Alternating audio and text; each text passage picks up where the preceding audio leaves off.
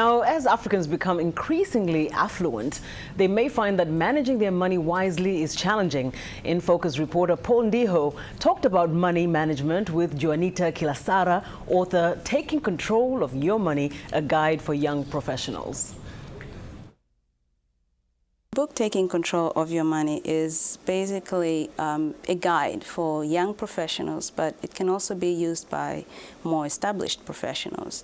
But the target originally was for young professionals because they seem to have more problems with managing their money because of a number of reasons. The main one being lack of experience, because they haven't gone through the process of financial crisis where they have to make decisions and make choices and plan for the future. When you talk about managing money, it's not simple.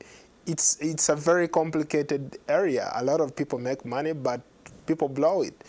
Some young people want to have a good time. They spend all their money. So what is it that they can do maybe to prepare for the future?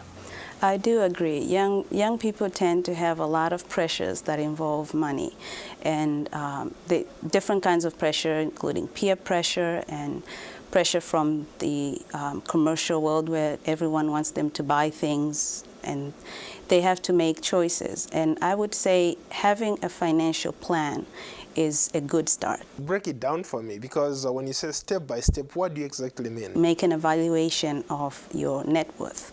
Look at your assets, take a look at everything that you own, which are your assets, and everything that you owe to other people or the banks, and then make a list of that to just get an idea of where you stand financially.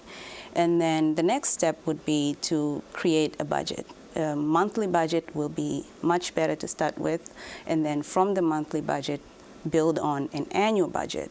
And some people go even to the extent of actually forecasting something in 5 years to come, just to see what they are going to do with their income and where they're going to put that money and whether they will be able to accomplish the financial goals that they have. Let's say, for instance, I make $1,000 a month. I have to pay my bills on that $1,000. How can I save money off $1,000? It's important to save, even if it's just a little bit of money. Like how much is little? The recommended amount would be about 10% of your income.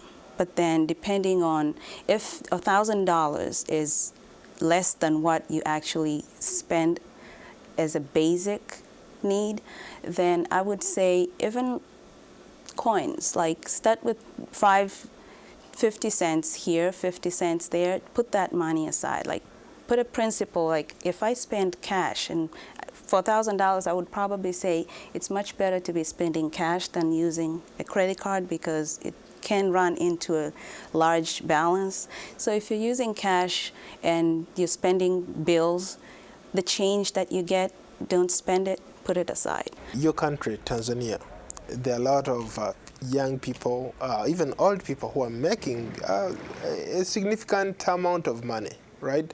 But not a whole lot of people are investing that money. What is it that you can tell your young sisters back in Tanzania or in any part of Africa? What is it that they need to know how to save? I would say start by opening a savings account. That's a very simple thing, and I know a lot of people in Tanzania or even Africa in general don't have a savings account. I did have a reader who emailed me and told me that they did not have a savings account until they read this book, and they realized that it's really important for them to have one in order for them to save for the future. So start by having a savings account, and then once that has been taken care of, I would say maybe build upon financial goals and then find ways to separate them into individual accounts, because sometimes it can be overwhelming when you're saving for 10 goals within the same account, and then you find issues that need spending and you end up using that money. Good money advice we could all use, I'm sure. That was an interview conducted by Paul Ndiho with Juanita Kilasara, author of Taking Control of Your Money.